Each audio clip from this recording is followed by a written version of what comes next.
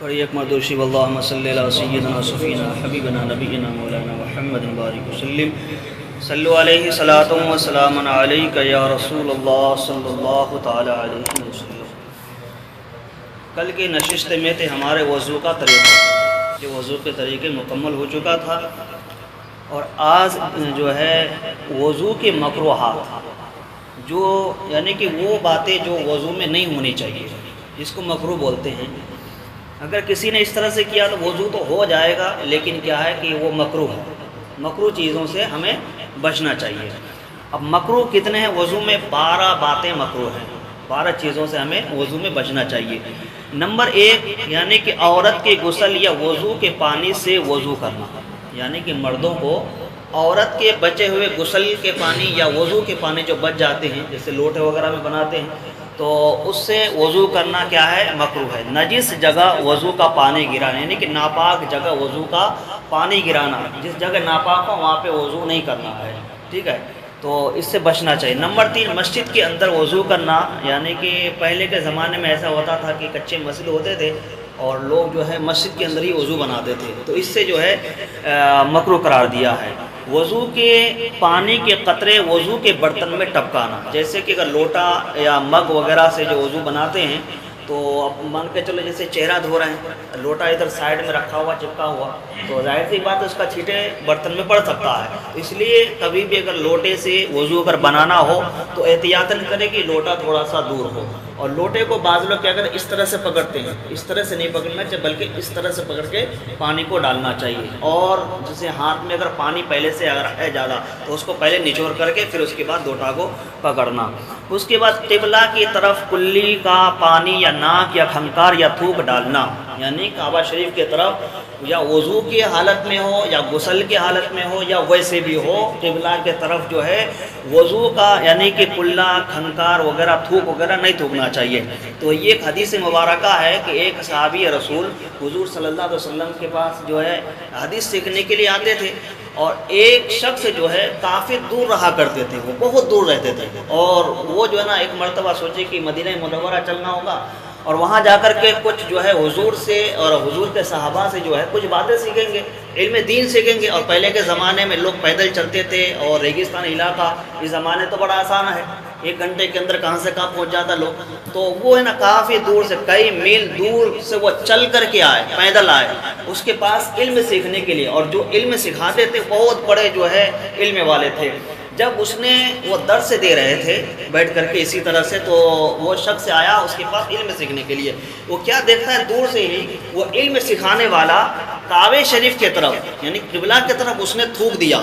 اس کا تھوکنا تھا کہ وہ بندہ وہیں سے پلٹ کے چلا گیا، وہ بندہ وہیں سے پلٹ کے چلا گیا، اندر پھر آیا نہیں۔ تو پھر وہ وہاں سے واپس اپنا وطن گیا، تو وہاں کے لوگوں نے ان سے پوچھا کہ آپ نے مدینہ منورہ گئے تھے، وہاں سے کیا سیکھ کر کے لے آئے؟ جو بات وہاں سے سیکھ کر کے حضور کے صحابہ سے وہ بات ہمیں بھی بتائیے تاکہ میں بھی ان سے فائدہ یاب ہو جاؤں، ان سے جو ہے اس پر عمل کروں۔ تو وہ شخص کہتا ہے کہ ہم تو علم سیکھنے کے لیے گئے تھے پر میں علم سیکھا نہیں، میں نے ان سے کوئی بات سیکھا نہیں۔ تو لوگوں نے بڑا تعجب سے پوچھا، کہا کہ اتنے کئی میل دور تم چل کر کے گئے، پھر وہاں سے تم پیدل گئے، پھر پیدل آئے، لیکن تم سیکھے کیوں نہیں کچھ؟ تو وہ کہتا ہے کہ جو شخص کعبہ کی طرف اگر تھوکتا ہے تو وہ ہمیں کیا علم سکھائے گا؟ اس کو خود علم نہیں ہے کہ کعبہ شریف کی طرف تھوکنا نہیں چاہیے، خود اس کو علم نہیں ہے کہ کعبہ شریف کی طرف تھوکنا نہیں چاہیے۔ کتنی بڑی بات ہے، بہت گہرائی یہ بات ہے۔ جو کعبہ شریف کی طرف تھوکتا ہے تو وہ شخص کہتا ہے کہ جس کو اس بات کا علم نہیں تو میں ان سے کیا سیکھوں گا، وہ مجھے نہیں سکھا سکتا۔ تو وہ کہتا ہے کہ مجھے تو بے علم رہنا گوارا ہے، پر حضور کے بات کو جو اگنور کرتا ہے، اس کو ٹالتا ہمیں سے، اس سے علم نہیں سیکھنا ہے۔ بہت گہری بات ہے۔ اب جو ہے نمبر 6 میں ہے بے ضرورت دنیا کی باتیں کرنا۔ بعض لوگ ہے کہ وضو بنا رہے ہیں، آس پاس ایک آدھ تو دوست بیٹھ گئے تو وہ ان سے جو گفتگو کرنے لگ جاتے، باتیں کرنے لگ جاتے، یہاں کی بات وہاں کی بات۔ اب ادھر نل چالو ہے، پانی ضائع ہو رہا ہے، لیکن کل میں نے بتایا کہ وضو کے اندر جب وضو کرو تو اس وقت بسم اللہ پڑھا کرو، ہر وضو میں کلمہ شریف پڑھا کرو، درود شریف ہے اور درود شریف وغیرہ پڑھتے رہیں۔ پھر اس کے بعد اب آئیے 7ویں بات، زیادہ پانی خرچ کرنا یہ بھی مکروہ ہے۔ اتنا کم پانی خرچ کرنا کہ سنت ادا نہ ہو تو یہ بھی مکروہ ہے۔ زیادہ پانی خرچ کرنا یہ بھی مکروہ ہے، اور کم پانی خرچ کرنا جس سے سنت بھی ادا نہ ہو سکے تو یہ بھی مکروہ ہے۔ اب اس کے بعد نمبر 9 میں ایک ہاتھ سے منہ دھونا۔ ایک ہاتھ سے، جیسے لوٹے میں پانی لے کے بناتے ہیں، بعض لوگ کیا کہتے ہیں ایک ہاتھ سے پانی ڈالتے ہیں، دوسری ہاتھ سے منہ کر رہے ہیں، دوسری ہاتھ سے کلی کر رہے ہیں، ایک ہی ہاتھ سے جو ہے وہ ناک میں پانی چڑھا رہے ہیں، ایک ہی ہاتھ سے سر پہ مل رہے ہیں۔ بلکہ نہیں، بلکہ جب پانی لو تو اس طرح سے لے کر کے پانی کو اس طرح سے مارنا چاہیے، جیسے میں نے کل بتایا تھا۔ جب کلی کرنا ہے تو کلی تو ایک ہی ہاتھ سے ہوگا، لیکن یہاں پہ ہاتھ لگانا، یہ الٹا ہاتھ جو ہے اس طرح سے کلی کر کے تھوکے۔ ناک میں پانی ڈالنا ہے تو اس طرح سے پکڑے۔ اس کے بعد وضو میں اگر کرنا ہے تو جیسے وہ پانی لیا، پانی لینے کے بعد وضو کے پانی اس طرح سے لے کر کے ملے، صرف اس طرح سے کرنے سے مکروہ ہے، اس چیزوں سے بچنا ہے۔ اس کے بعد وضو کے قطرہ کو کپڑے یا مسجد میں ٹپکانا مکروہ ہے۔ میں نے کل یا پرسوں بتایا تھا کہ وضو کے پانی کا قطرہ وضو کر کے فوراً مسجد میں نہیں آنا چاہیے۔ وضو کا پانی، جیسے بعض لوگ اپنے دامن میں پوچھ لیتے ہیں، یا آستین ہے تو آستین سے پوچھ لیں گے، تہمت باندھے ہوتا تہمت اٹھاتے سیدھا پوچھنا شروع کر دیں، تو ان چیزوں سے بچنا چاہیے۔ میں نے اس دن کہا تھا کہ ایک پرسنلی الگ سے رومال رکھو جس سے وضو کا پانی صرف پوچھا جائے، نہ کہ استنجا کا پانی پوچھا جائے۔ اور وضو میں جو بنا کر کے جو اپنا رومال رکھ کے پتلا یا سوتی کا یا پھر اس میں سے نہ پوچھ لے، اتنا بھی نہ پوچھو کہ پورا خشک ہو جائے، تاکہ اس کا طریق کچھ دیر تک رہنا چاہیے۔ میں نے وہ حدیث مبارکہ بیان کیے تھے۔ اس کے بعد وضو میں کسی سنت کا چھوڑ دینا یہ بھی مکروہ ہے۔ ممکن ہے کہ پوری سنت کو ادا کرو، 16 سنتیں میں نے بتائے تھے، جس میں اس میں سارے چیزیں مکمل کرو۔ اب آئیے نواقص وضو، یعنی وضو کو توڑنے والی چیز۔ نواقص وضو کا مطلب ہوتا ہے کہ جس سے انسان کا وضو ٹوٹ جاتا ہے۔ نمبر 1 میں پخانہ، پیشاب، پیچھے سے ہوا کا نکلنا، کیڑا اور پتھری کا آگے یا پیچھے کے مقام سے نکلنا، ودی، منی اور مزی اور منی کا نکلنا، خون اور پیپ اور زرد پانی کا نکلنا۔ یعنی اب اس میں کنفیوژن کی بات ہے، ایک ہوتا ہے ودی، ایک ہوتا ہے مزی، ایک ہوتا ہے منی۔ یہ 3 چیزیں ہیں، اگر یہ 3 چیزیں اگر نکلتا ہے تو پھر وضو ٹوٹ جاتا ہے۔ اس کے مسائل آگے ہیں، پورا تفصیل آگے ہیں۔ کھانے یا پانی یا پیپ یا جمے ہوئے خون کی منہ بھر طے ہونا، یعنی کہ ابھی کھانا کھایا، ڈکار آیا، ڈکار کے ساتھ اتنا کھانا نکل آیا کہ منہ کا ذائقہ پورا بدل گیا اور منہ بھر گیا، تو اس سے وضو ٹوٹ جائے گا۔ ایک آدھ دو دانہ، جیسے کھانا کھانے کے بعد ڈکار آتا ہے تو ایک آدھ دو دانہ یا ہلکا پانی اگر آ گیا، ہلکا سا آیا تو اس کو تھوک دو، کلی کر لو، اس سے وضو، منہ بھر سے وضو ٹوٹ جاتی ہے۔ جنون، یعنی کہ جو مجنون ہوتے ہیں، پاگل ہوتے ہیں، اس سے اگر وضو ہو تو وضو ٹوٹ جائے گا۔ گشی اور بے ہوشی، گشی اس کو بولتے ہیں، یعنی کہ بے ہوش ہو جانا، وضو تھا کسی وجہ سے بے ہوش ہو گیا، پھر اس کو ہوش آیا تو وضو ٹوٹ گیا، بے ہوشی۔ اور اتنا نشہ کہ چلنے میں پاؤں لڑ کھڑائے تو یعنی کہ وضو ٹوٹ جائے گا۔ اتنا نشہ، یعنی کہ گٹکا وغیرہ زیادہ کھا لیے یا کوئی ایسی چیز کھا لیے جس سے نشہ ہو گیا، تو نشہ میں چلنے میں اگر پیر لڑکھڑا رہا ہے، صحیح سے وہ چل نہیں پا رہا ہے، تو اس سے وضو ٹوٹ جائے گا۔ علاوہ نماز جنازہ کے کسی بھی نماز میں بھی اس کی نماز نہیں ہوگی، یعنی کہ چلنے میں لڑکھڑاہٹ کے 5 وقت کی نماز، جمعہ کی نماز، عیدین کی نماز نہیں پڑھ سکتے۔ ہاں، نماز جنازہ وہ پڑھ سکتا ہے، کیونکہ نماز جنازہ ایسا ہے کہ وہ ایک ہی بار ادا ہوتا ہے۔ نماز پنجہ گانا ایسا ہے کہ اگر نشے کی حالت میں پین لڑکھڑا رہا ہے تو اول وقت میں نہیں، پر آخر وقت میں وہ اگر صحیح ہونے کی گنجائش ہے تو وہ پڑھ لیں۔ اس کے بعد قہقہ لگانا، قہقہ مطلب ہے کہ ہنسنا۔ نماز کے اندر اتنا ہنسا کہ پاس والے نے سنا تو وضو ٹوٹ جائے گا۔ نیند کا بھی آنا، وضو ٹوٹ جائے گا۔ اچھا، نیند کس طرح سے آئے گا، آگے مسائل ہے۔ مباشرات فاحشہ، یعنی کہ مرد اپنے اعلیٰ کو تندی کی حالت میں عورت کی شرمگاہ یا کسی مرد کے شرمگاہ سے ملائے، یا عورت آپس میں ملائے اور کپڑا وغیرہ بیچ میں نہ ہو تو اس سے بھی وضو ٹوٹ جائے گا۔ یعنی کہ ہم بستری جو بیوی والا ہے، اگر وہ ہم بستری کیا، چاہے وہ احتلام ہوا یا نہ ہوا، تو بھی وضو ٹوٹ جائے گا۔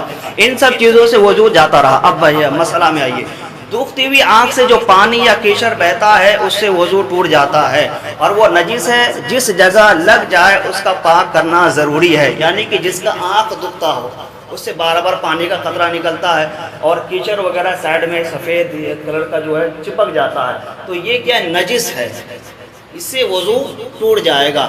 اب اس کے لیے کیا ہے کہ اگر وہ پانی کا قطرہ بہہ کر کے دامن میں آستین میں لگا تو اس آستین کو، دامن کو دھونا ضروری ہے، اور اس سے وضو ٹوٹ جائے گا، وہ نجس ہے، یعنی کہ ناپاک ہے۔ اب اگر وہ برابر آتے رہا، 5 وقت کی نماز تک اگر وہ برابر آ رہا تو پھر وہ معذور ہو گیا. اب کیا ہوا؟ وہ معذور ہو گیا. انشاءاللہ معذور کے آگے بیان آئے گا تو اس میں سے پورا تفصیل بتائیں گے. مسئلہ نماز میں اتنی آواز ہنسنا کہ جو خود اور اس نے سنا یا پاس والوں نے نہ سنا تو وضو نہ ٹوٹا، البتہ نماز ٹوٹ گئی. یعنی کہ نماز کے اندر اتنا سنا، صرف خود ہی سنا اور دوسرے نے نہیں سنا تو نماز ٹوٹ جائے گی، وضو نہیں ٹوٹے گا. دوبارہ پھر وہیں سے وہ نماز نیت باندھ کر کے نماز کو ادا کرے. اگر دوسرے نے سنا، اتنا زور سے ہنسا کہ دوسرے نے آس پاس والے سنا، آجو باجو والے، تو وضو بھی ٹوٹ گئی، نماز بھی ٹوٹ گیا. پھر اس کے بعد مسئلہ اگر مسکرایا یعنی کہ دانت نکلے اور آواز بالکل نہ نکلے تو اس سے نہ وضو جائے گا نہ نماز. یعنی کہ نماز کے اندر کسی بات کا خیال آ گیا، شیطانی وسوسہ ہے، کسی چیز کو ایسے گزرا ہوا تھا کل کا پرسوں کا اس سے پہلے کا، وہ بات اچانک نماز کے اندر یہ خیال آ گیا اور اتنا مسکرا کہ دانت یعنی کہ چمکنے لگا، دکھنے لگا، تو اس سے نماز بھی نہیں ٹوٹے گی اور نہ وضو. نماز وہیں سے اپنا پڑھنا شروع کر دے. اور آدمی جو رطوبت آدمی کے بدن سے نکلے اور وضو نہ توڑے وہ نجس نہیں ہے. جیسے انسان کے جسم سے رطوبت یعنی کہ کوئی دانہ وغیرہ ہے تو اس میں سے اگر پانی نکلا یعنی کہ دانہ پک گیا، اس میں سے اتنا پانی نکلا کہ وہ وہیں سے نکل کر کے وہیں جم گیا، بہا نہیں، یعنی کہ آگے پیچھے نہیں ہوا، تو اس سے وضو نہیں ٹوٹے گا. اگر آگے پیچھے اگر ہو گیا تو پھر وضو جاتا رہا. جیسے وہ خون جو بہہ کر نہ نکلے یعنی کہ بہا خون لیکن نکلا نہیں. مان کے چلو ابھی ہم وضو کر کے گھر سے آ رہے ہیں، مسجد تک آ رہے تھے، اب کہیں کوئی چیز لگ گیا، خروچ لگ گیا، تو اس میں کیا ہوا کہ صرف خروچ آیا، اس میں سے خون نکلا اور جو زخم ہوا، زخم میں خون چمک رہا ہے لیکن وہ نکل نہیں رہا، آگے پیچھے نہیں بہ رہا، تو اس سے وضو نہیں ٹوٹے گا. ہاں اگر آگے پیچھے ہوا، جیسے یہاں لگا یا پیر میں لگا، اس سے آگے کی طرف ایک قطرہ بھی اگر نکل گیا تو وضو ٹوٹ جائے گا، نہیں تو پھر وضو نہیں ٹوٹے گا. اور اس کے بعد یا تھوڑی قے جو منہ بھر نہ ہو تو وضو نہیں ٹوٹے. یعنی کہ تھوڑا کا بھی میں نے بتایا کہ تھوڑا سا اگر قے ہوا یعنی کہ ہلکا 2-4 دانہ ہوا یا تھوڑا سا پانی ہوا تو اس کو تھوک دو، وضو نہیں ٹوٹے گا. منہ بھر اگر ہو گیا تو پھر وضو ٹوٹ جائے گا. اور مسئلہ رال، ناک، تھوک، پسینہ، میل پاک ہے. یعنی کہ رال جو منہ سے ٹپکا، اس کے بعد ناک سے جو رطوبت نکلتے، پانی نکلتے، ریٹ وغیرہ، اور میل اور پسینہ، اس سے وضو نہیں ٹوٹے گا. ہاں لیکن شریعت نے کہا ہے کہ جب نماز کے لیے آؤ تو بہتر کپڑا پہن کر کے آؤ، بہتر کپڑا پہن کے آؤ، کام والا کپڑا پہن ہے وہ لیکن پاک ہے. لیکن مسجد میں کیا؟ مسجد میں پاک اور صاف ہونا چاہیے. ایک حدیث مبارکہ ہے کہ نمازی جب نماز پڑھتا ہے تو فرشتے آ کر کے ان کے ہونٹ چما کرتے ہیں، ان کے ہونٹ چما کرتے ہیں. جیسے کہ الحمدللہ پڑھتے ہیں وللضالین کے بعد آمین جو کہتے ہیں نا، تو آمین کا مرتبہ بہت بڑا ہے. انشاءاللہ یہ نماز کے بھی جب نماز کا طریقہ جب آئے گا نا، قرات کے بیان میں اس کا تفصیل بیان کروں گا کہ آمین میں کتنا بڑا فائدہ ہے، جماعت سے کیا ہے، اور جماعت کے بعد جو تنہا نماز پڑھنے میں کتنا ثواب ہے.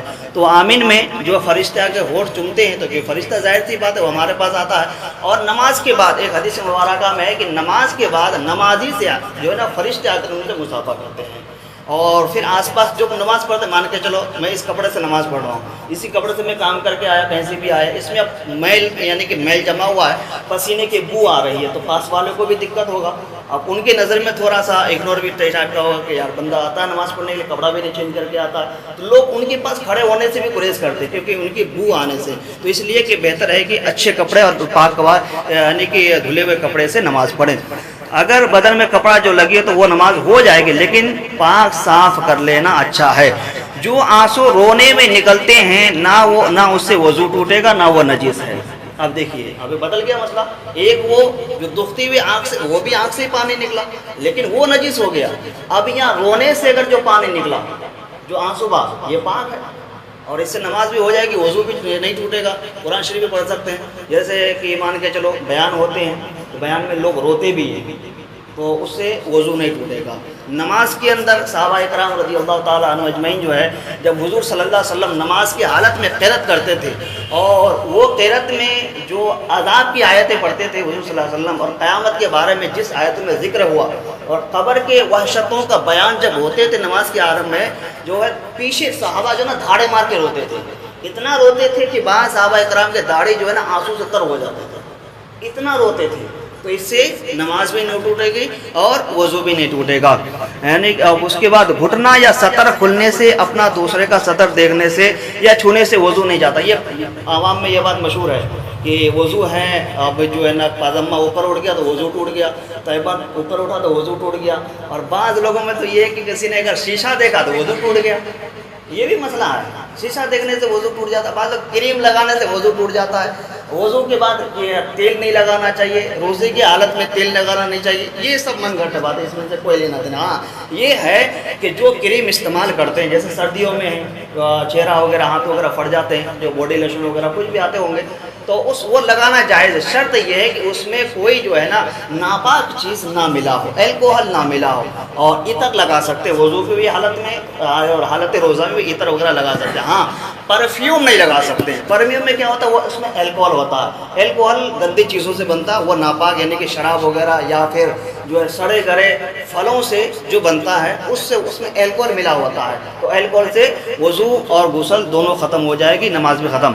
مسئلہ دودھ پیتے بچے نے طے کی اگر وہ منہ بھر ہے تو وہ نجس ہے ورنہ نہیں، یعنی کہ دودھ پیتا ہوا بچہ، چھوٹا بچہ ہے، وہ دودھ پی رہا ہے، یا ماں کا دودھ ہو یا گائے وغیرہ کا دودھ ہو یا پاؤڈر وغیرہ کچھ بھی، اس کو گھول کے پلایا، بچے کو پلایا، پلانے کے بعد وہ بچہ اگل دیا۔ اچھا اگلنے کے بھی دو مسئلہ، ایک مسئلہ حلق کے اندر ہی رہا ابھی، یعنی کہ منہ کے اندر اس نے لیا، ابھی حلق میں نہیں اترا، اس سے پہلے اس نے اگل دیا، تو وہ دودھ منہ کا دودھ ہوگا تو وہ پھٹے گا نہیں، منہ کے اندر سے نہیں کہ حلق سے اوپر کا دودھ ہوگا، مان کے چلو کبھی دودھ لے کر کے آپ کلی کر کے دیکھنا، وہ دودھ پھٹے گا نہیں، جو دودھ حلق کے اندر چلا گیا پھر وہ دوبارہ واپس آئے گا تو وہ دودھ نہیں گا، وہ دودھ پھٹ جائے گا، یعنی کہ دہی جیسا جمع ہوا نظر آئے گا، تو اس سے چاہے وہ تھوڑا سا ہو یا زیادہ ہو اس سے وضو ٹوٹ جائے گا۔ حلق کے ابھی اوپر ہی ہے، نگلا نہیں ہے، اس سے پہلے وہ تھوک دیا تو اس سے وضو بھی نہیں ٹوٹے گا، نماز ہو جائے گی۔ درہم سے زیادہ جگہ میں جس جگہ پر لگی ہو وہ ناپاک کر دے گا اور وضو ٹوٹ گیا، پھر سے وضو کرے، حتیٰ کہ اگر چلو میں پانی لیا پھر چلو میں پانی لیا ہوا نکلے یا پانی بیکار ہو گیا تو اس سے کوئی وضو نہیں دھوئے گا، یعنی اس میں درہم بھر اب بتایا ہے کہ جو حلق میں اترا، ایک مسئلہ ہو حلق سے اترا وہ درہم بھر سے کم ہوا، درہم اتنا بولتے ہیں کہ یعنی کہ 1 روپے کا پہلے جو سکہ آتا تھا ایلومینیم کا دیکھے ہوں گے تو وہ سکہ اتنا بڑا ہوتا تھا، اس کو 1 درہم کے حساب سے ان کو شریعت نے ملایا ہے، اگر وہ اتنا برابر اگر کپڑے میں لگا تو پھر کپڑا ناپا ہو جائے گا، اس سے کم ہے۔ اب اگر آج کل کے دیکھا جائے تو یہ تلوا جو ہے نا اتنا سا بتا دیا، اگر اتنا سا اگر کپڑے میں لگا تو کپڑے ناپا ہو جائے گا، اتنا کپڑا کو دھو لو۔ اب اگر آستین میں لگا تو آستین میں اگر چوتھائی حصہ میں نہیں لگا، تہائی حصہ میں اگر بچا ہوا ہے، ایک حصہ میں لگا ہے تو صرف اتنا دھو لو، پاک ہو جائے گا، چوتھا حصہ میں اگر لگ گیا تو پھر وہ ناپاک ہو جائے گا۔ یہ مکروہات ہے۔ انشاءاللہ کل جو ہے وضو کے کچھ باتیں رہ گئے جن سے وضو اور غسل، کن چیزوں سے غسل ہوتا ہے، کن چیزوں سے غسل ٹوٹ جاتا ہے، وہ کافی اس میں مسئلے ہیں۔ انشاءاللہ اللہ تبارک تعالیٰ سے دعا ہے کہ ہمارے اس نشست کو اپنی بارگاہ میں قبول و مقبول عطا فرمائے، اور ہم سب کو اہدنا الصراط المستقیم، شریعت مصطفیٰ سنت رسول پر عمل کرنے کی توفیق رفیق عطا فرمائے۔ مولا تبارک تعالیٰ ہم سب کو سنت رسول پر عمل کرنے کی توفیق رفیق عطا فرمائے، خضوع اور خشوع کے ساتھ نماز ادا کرنے کی توفیق رفیق عطا فرمائے، صحیح طریقے سے سنت اور شریعت پر عمل کرنے کی توفیق رفیق عطا فرمائے، ہم سب کو زیادہ سنت سے عمل کرنے کی مولا توفیق رفیق عطا فرمائے۔ وصلی اللہ تعالی علی خیر خلقہ نور عرش محمد وآلہ وصحبہ اجمعین۔ ان اللہ وملائکتہ یصلون علی النبی یا ایھا الذین آمنوا صلوا علیہ وسلموا تسلیما۔ اللهم صل علی سیدنا شفیعنا حبیبنا نبینا مولانا محمد بارک وسلم، صلوا علیہ صلاۃ و سلام علیک یا رسول اللہ صلی اللہ تعالی علیہ وسلم۔ سبحان ربک رب العزۃ عما یصفون وسلام علی المرسلین والحمد للہ رب العالمین۔ وحق لا الہ الا اللہ محمد رسول اللہ۔